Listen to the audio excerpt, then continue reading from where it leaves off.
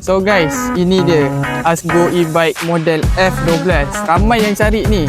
So sekarang kita dah ada stok, and kebetulan bulan depan Raya Cina, so kami di Azgo Bike Malaysia nak buat promosi untuk Raya Cina dan juga Raya Puasa, bermula daripada 1 Februari 2026 sampailah 31 Mac 2026. So mana yang nak dapatkan, mana yang terlepas peluang, mana yang still ragu-ragu nak beli, time ni lah untuk nak beli dia. So datanglah ke kedai kami Azgo e-bike Malaysia, boleh Google, and ya, tunggu apa lagi, dapatkan sekarang, memang terbaik.